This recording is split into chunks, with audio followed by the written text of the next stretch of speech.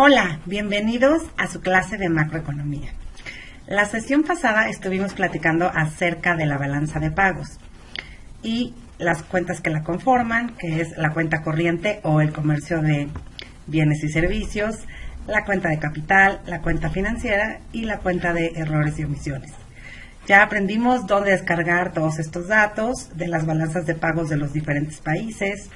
Ya aprendimos dónde buscar información acerca del tipo de bienes y servicios que están comercializando los países. Y hoy vamos a hablar acerca del mercado de divisas y de la inversión. Bueno, primero que otra cosa, ¿qué es el mercado de divisas y qué relación tiene con la balanza de pagos? Bueno, estamos viendo en clase el sector externo de la economía. Y la balanza de pagos son cuentas nacionales que tratan acerca del comercio internacional de bienes, servicios y de capitales. Y el mercado de divisas no es otra cosa que el lugar donde ocurren estas transacciones. Porque el mercado de divisas, también llamado, como está aquí en la diapositiva, Foreign Exchange, es, digamos, un espacio en el cual se llevan a cabo todas las transacciones que ocurren entre residentes de un país y extranjeros.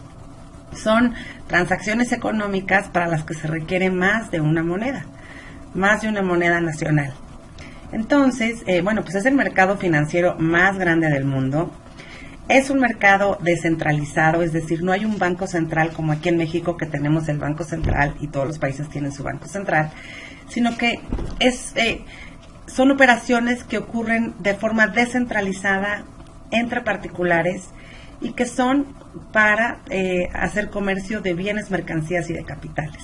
Entonces, por ejemplo, cuando una empresa, siendo la misma empresa, ¿no? Por ejemplo, vamos a suponer que Bimbo quiere importar una máquina de Bimbo México a Bimbo Brasil. Y esa importación que hace Brasil de la maquinaria de México sería una operación que requiere 2 monedas o 3 monedas. Y por lo tanto, esa operación ocurre en el mercado de divisas. Por ejemplo, cuando nosotros vamos de viaje a otro país o los extranjeros vienen de viaje a México, también hay operaciones que implican comercio de divisas, compra-venta de monedas de diferentes países. Porque al llegar a México los extranjeros van a necesitar pesos y en el trayecto, por ejemplo, en los diferentes aeropuertos donde vayan haciendo escalas, pues van a necesitar al menos dólares para hacer transacciones en los aeropuertos. También compra-venta, por ejemplo, de bienes raíces. Si tú eres mexicano y de pronto quieres comprar, una suite en Canadá, esa operación va a implicar la comercialización de monedas, porque vas a tener que cambiar los pesos a dólares canadienses. El mercado de divisas, al ser un mercado descentralizado y el mercado financiero más grande del mundo, opera más o menos diariamente, ocurren operaciones por un valor de 5 billones de dólares y tiene diferentes centros alrededor del mundo. Por ejemplo, en Tokio, Nueva York, en Australia, en Suiza, en Zurich, en Londres. Y estos mercados operan casi 6 días a la semana o 5.5, porque se abren los domingos en la tarde y cierran los viernes en la tarde. Entonces, por ejemplo, comienzan las operaciones en Australia y a medida que va transcurriendo el día, los diferentes países empiezan a amanecer y empiezan a hacer operaciones y cierran a la hora que cierra la bolsa o los centros cambiarios de Nueva York.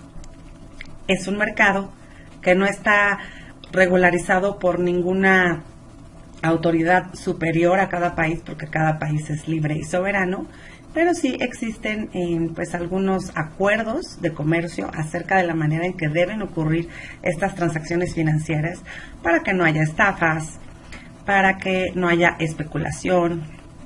Por ejemplo, hace algún tiempo se registraron muchos fraudes en la industria inmobiliaria, gente que se hizo multimillonaria por vender propiedades que supuestamente estaban en el Caribe y eran transacciones que para las monedas más fuertes del mundo eran muy baratas estas propiedades y pedían dinero de todas partes del mundo para comprar estas propiedades y a cambio les daban un título de propiedad. ¿Cuál fue el problema? El problema es que este lugar no existía. Entonces se hicieron millones y millones de dólares de transacciones para la compra-venta de estos títulos de propiedad y la tierra como tal pues no existía. También otro tipo de estafa, no sé si alguna vez escucharon sobre una criptomoneda que se llamaba OneCoin. Y bueno, esta criptomoneda finalmente es una operación en el mercado de divisas porque muchas personas cambiaron su moneda nacional por esta criptomoneda, ¿no? A un tipo de cambio especial. Y lo que prometía era pues ser la moneda, la criptomoneda más estable, la que daba mayores rendimientos en un plazo pues más corto, con cierto respaldo y con todas las regulaciones financieras pues pertinentes. Y para sorpresa de muchos, bueno, muchísima gente cambió o invirtió su dinero en esta criptomoneda. Además duplicaba el valor, o sea, si tú decías yo tengo otra criptomoneda, por ejemplo Bitcoin, me quiero cambiar a OneCoin, ellos duplicaban el valor de una criptomoneda a otra criptomoneda. Entonces simplemente por comprar esta moneda ya tenías ganancias en capital, más los rendimientos por la apreciación de esta moneda en el transcurso del tiempo. Obviamente, como la economía es una ciencia de expectativas, cuando mucha gente empieza a comprar o a demandar divisas, cierta moneda, esa moneda se aprecia. Pero lo que sucedió es que de pronto mucha gente pensó o pidió cambiar esa criptomoneda, esa OneCoin, por su moneda nacional. Pero como mucha gente quería cambiarla al mismo tiempo, simultáneamente, pues no pudieron solventar ese cambio y la persona que estaba promoviendo esa criptomoneda simplemente se desvaneció y desapareció y nadie sabe dónde está y se perdieron pues muchísimos millones de dólares. Este es otro tipo de estafa financiera.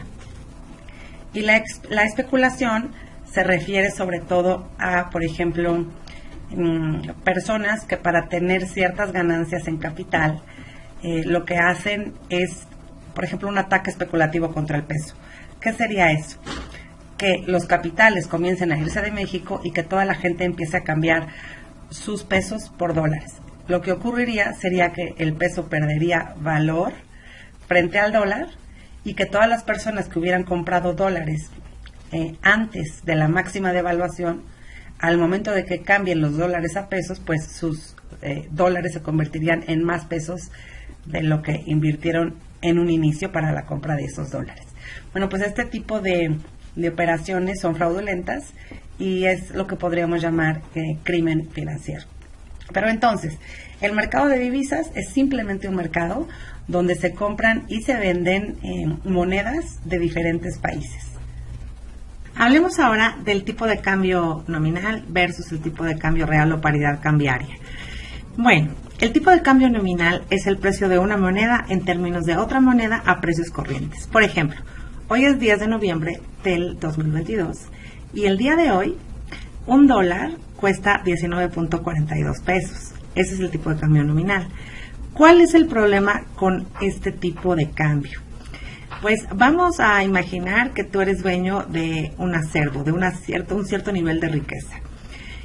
Para ponerlo más simple, vamos a suponer que tú tienes una propiedad, un pedazo de tierra, algo que no se puede mover, que es tangible, que tú lo puedes ver y tocar, y que en pesos vale, por ejemplo, 100 pesos. En lugar de decir que el tipo de cambio vale 19.42, vamos a cerrarlo en 20 pesos, ¿no? O sea, un peso, perdón, 20 pesos valen un dólar, ¿ok? Entonces, esa propiedad de 100 pesos vale 5 dólares. ¿Qué sucede si el peso pierde valor el día de hoy con respecto al dólar y ahora vale la mitad? Es decir, que en lugar de 20 pesos para un dólar se necesitarán 40 pesos. Pues esa propiedad, en lugar de valer 5 dólares, ahora vale 2.5 dólares, ¿correcto? Pero eso querría decir que tú tienes menos riqueza, eres menos rico. Pero esto no es verdad, ¿cierto? Porque tu pedazo de tierra es el mismo pedazo de tierra que era ayer, antes de que el peso perdiera valor. No se ha modificado en nada las condiciones de la tierra, ni la ubicación, ni a nivel topográfico ha tenido ningún cambio. Es decir, es la misma tierra que ayer. Pero, entonces, ¿es correcto decir que eres menos rico hoy que ayer? ¿Tu riqueza vale menos? Sí y no. Veamos, por ejemplo, un ejemplo del del PIB de México en los años de Salinas de Gortari, por ejemplo. En esta tabla tenemos el PIB de México medido en millones de pesos y en millones de dólares, ¿ok? Y en los cuadritos subrayados en amarillo tenemos el tipo de cambio.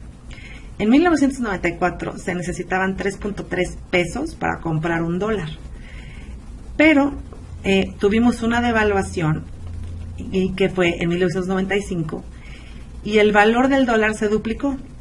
Ahora ya valía 6 pesos con 50 centavos un dólar. ¿Quiere decir esto que el PIB de México disminuyó a la mitad? O sea, ¿la producción disminuyó a la mitad? No. Vamos a suponer que tú dices, yo produje 100 sillas y 100 mesas. Pues esas 100 sillas y 100 mesas siguen existiendo y están allí. Y eso no ha cambiado en nada. Por lo tanto, la cantidad producida, o sea, el PIB, no disminuyó en nada. Lo que disminuyó fue su valor en dólares. De hecho, si por ejemplo vemos el valor del PIB de México en esos dos periodos, no lejos de decrecer, creció, porque en 1994 el PIB era de 1.4 billones de pesos y en 1995 era de 1.8 billones de pesos. Entonces hubo un crecimiento real del PIB. Pero si vemos ese PIB en términos de dólares, a pesar de que había más producción en el 95 que en el 94, esa producción, a pesar de ser más, es decir, no eran 100 sillas, ahora eran 200 sillas, valían la mitad. Bueno, casi la mitad, ¿no? En 1994 esa producción valía 420 mil millones de dólares y cuando el peso se devaluó frente al dólar, la producción, a pesar de ser más, valía menos, valía 286 mil millones de dólares. Esto no quiere decir que hubiera menos bienes o que de repente pues tú hubieras perdido activos, simplemente que esos activos en dólares valían menos, aunque tuvieras más activos hoy que ayer. Veamos, por ejemplo, no sé, ¿no? Este es el PIB de los países ricos en aquella época, ¿no? Estados Unidos, Japón, Francia, Reino Unido. Si vamos a suponer que el yen hoy se apreciara frente al dólar. Entonces, si el PIB per cápita es de 14.317 dólares en Japón, o sea, el ingreso promedio para cada habitante, cada residente de Japón, entonces, si el yen se aprecia ahora, ¿tienes más PIB per cápita que ayer? Sí y no. No, porque sigues teniendo el mismo nivel de ingreso en yenes, pero si tú quisieras cambiar ese ingreso en yenes a dólares, recibirías más dólares porque el yen se apreció. ¿Cuál sería entonces una primera conclusión del PIB nominal en el mercado de divisas? Cuando una moneda se aprecia frente al dólar, el PIB de ese país vale más en términos de dólares. Y cuando una moneda se devalúa, se deprecia con respecto al dólar, la producción de ese país o el PIB vale menos en términos de dólares, pero no se reduce. Y por ejemplo, aquí tenemos diferentes cotizadores online de las distintas divisas, es decir, podemos acceder al mercado de divisas de forma gratuita. Entonces, por ejemplo, si tú escribes en Google tipo de cambio, puedes convertir cualquier moneda a pesos mexicanos o de pesos a cualquier otra moneda o entre las distintas monedas. Y por ejemplo, el día de hoy un dólar estadounidense vale 19.42 pesos. También tenemos, por ejemplo, los datos macro de la revista Expansión, que también es un cotizador. Y aquí vemos que 19.42 dólares es equivalente a 0.99 dólares, ¿no? Es decir, casi $1 por 19.42 pesos. Y en cualquiera de estos dos sitios web puedes convertir las distintas monedas a precio de otra moneda en términos nominales. Ahora veamos qué es el tipo de cambio real o la paridad cambiaria. Bueno, pues existe una teoría que dice que todos los bienes, sin importar en qué país están, deberían valer exactamente lo mismo. Esto exceptuando los costos de transporte, por ejemplo, ¿no? Pero los economistas crearon el índice Big Mac, que fue publicado por la revista The Economist por primera vez en 1986. ¿Y cuál es la idea general? Decir, bueno, si una Big Mac, por ejemplo, actualmente en Estados Unidos vale $5.85, entonces, si nosotros lo comparamos con el valor de la Big Mac, el mismo producto, que está estandarizado en todos los países y que se refiere al mismo tipo de bien, ese producto, que es la Big Mac, en la moneda nacional del país del que se trate, debe valer exactamente $5.85. Entonces, por ejemplo, si $5.85 el día de hoy, al tipo de cambio de hoy, del 10 de noviembre del 2022, es 19.42 pesos, quiere decir que una Big Mac debería valer alrededor de 113 pesos. Y cuando esto no se cumple, la teoría de la paridad cambiaria no se cumple, lo cual querría decir que si una moneda está apreciada artificialmente, la economía de ese país es artificialmente más grande porque puede comprar más de lo que en realidad debería, y viceversa. Si el cálculo sale menor, quiere decir que la moneda está devaluada o más bien infravalorada porque compra menos de lo que en realidad debería y es una economía artificialmente más chica.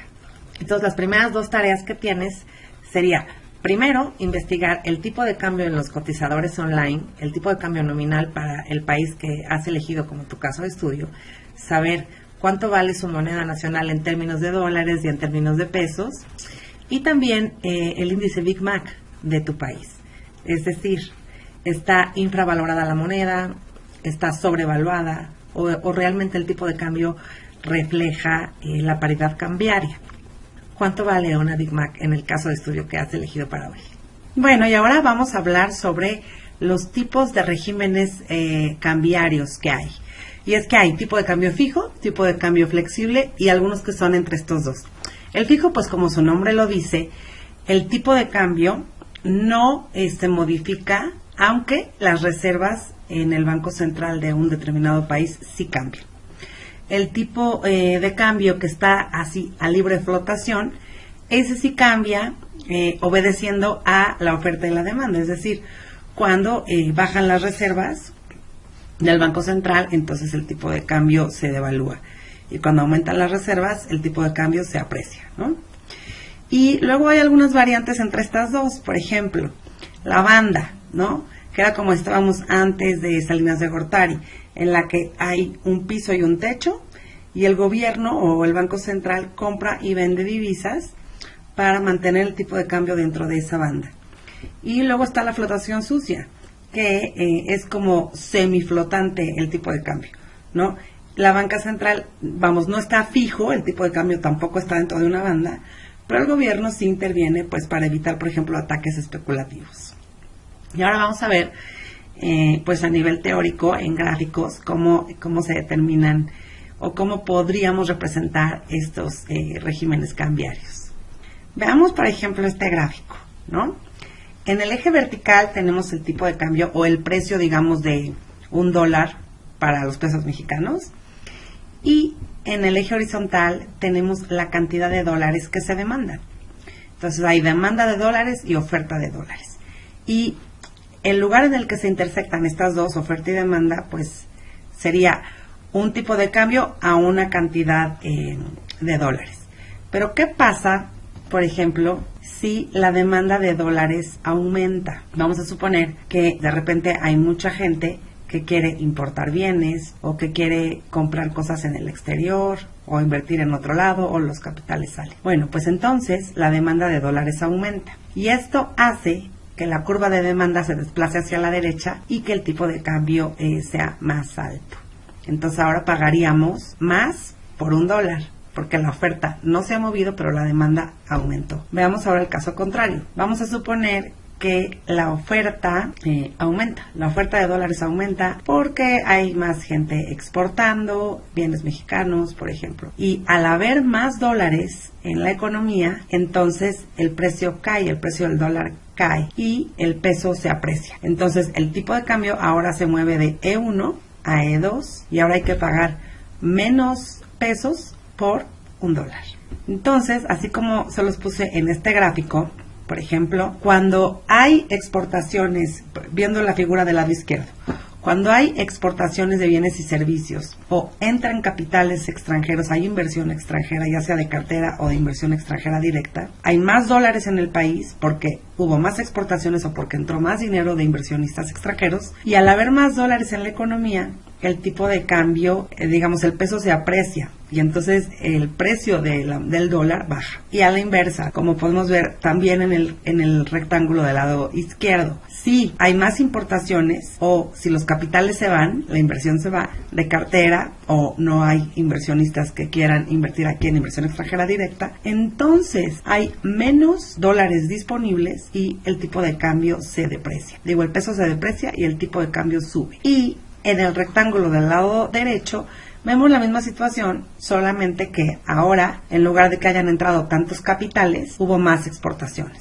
Pero de cualquier manera entran dólares, por lo tanto el tipo de cambio disminuye y el peso se aprecia. Y lo mismo cuando hay exportaciones de capital, ya sea porque los mexicanos invierten en el extranjero o porque hay más importaciones, el peso se deprecia y el tipo de cambio aumenta. Esto cuando el tipo de cambio está sujeto a la ley de la oferta y la demanda. Vamos a ver qué pasa en el tipo de cambio fijo. Como puedes ver aquí, la oferta de dólares es horizontal, es decir, no cambia, es horizontal hasta el punto donde la línea comienza a verse de color rojo. Vamos a suponer que aumenta la demanda. Aquí, aunque haya más gente comprando dólares, el tipo de cambio sigue estando al mismo precio. ¿Hasta cuándo? Pues hasta que al Banco Central se le acaban las reservas, por ejemplo aquí. Ahora sí entraríamos en un tipo de cambio similar al de libre flotación, porque el Banco Central ya no tiene divisas para mantener el tipo de cambio abajo. A diferencia del tipo de cambio flexible, como lo habíamos visto en el gráfico anterior, donde se aumenta la demanda, aumenta el precio de la otra moneda y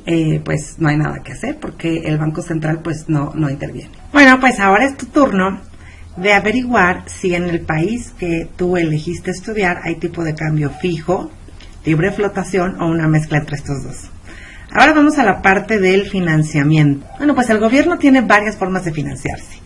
Una de ellas es emitiendo bonos, CETES, pagarés que el gobierno coloca internamente o en el mercado externo a cambio de intereses por ese dinero, y pues los CETES es una tasa de interés de referencia para toda la banca comercial. Pero también hay otra forma, que es pidiendo dinero prestado al Fondo Monetario Internacional, al Banco, al Banco Interamericano, a la banca comercial internacional, y al pedir este dinero prestado también debemos pagar intereses. Entonces, de cualquier manera, ya sea emitiendo bonos, emitiendo pagarés, emitiendo certificados de la tesorería o pidiendo dinero prestado, siempre hay un nivel de endeudamiento y también hay intereses que hay que pagar. Es un compromiso que pues implica una deuda.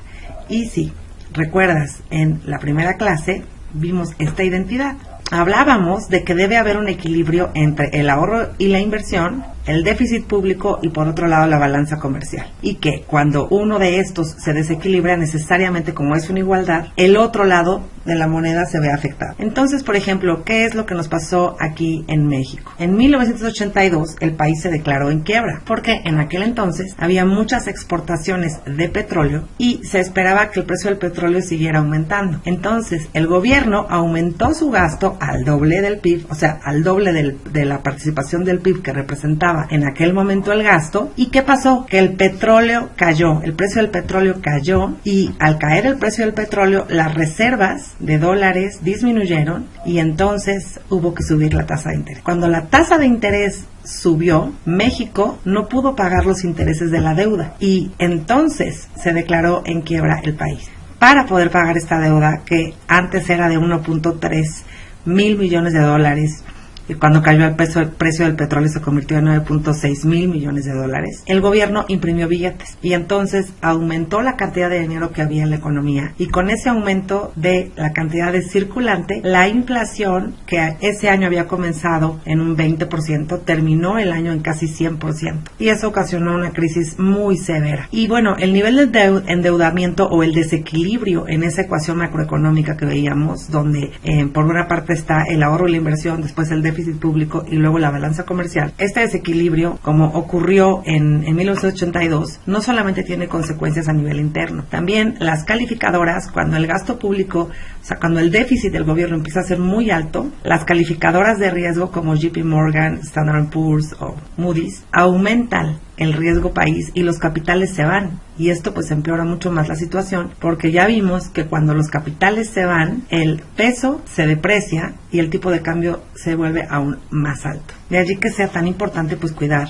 tener unas finanzas públicas sanas, que la balanza de pagos no sea tan desfavorable y que el ahorro no sea, vamos, que la inversión y el ahorro estén más o menos equilibrados. Y en esta diapositiva podemos ver cómo era la composición de los bonos, es decir, el gobierno, para poder financiarse, emitía más bonos, también CETES, bondes y unibonos. Actualmente el nivel de endeudamiento es más o menos del 57.56% del PIB, o sea, el gobierno tiene una deuda muy alta, y en este otro gráfico podemos ver cómo ha ido evolucionando esa deuda a lo largo de los años. La línea roja tenemos la deuda externa y en la línea azul la deuda interna. Aquí en este gráfico también podemos ver el nivel de recaudación que tiene el gobierno de México, y podemos ver que de los países de la OCDE, el gobierno de México pues es el que menos nivel de recaudación tiene. O sea, el gobierno tiene menos ingresos y gasta más de lo que debería de gastar.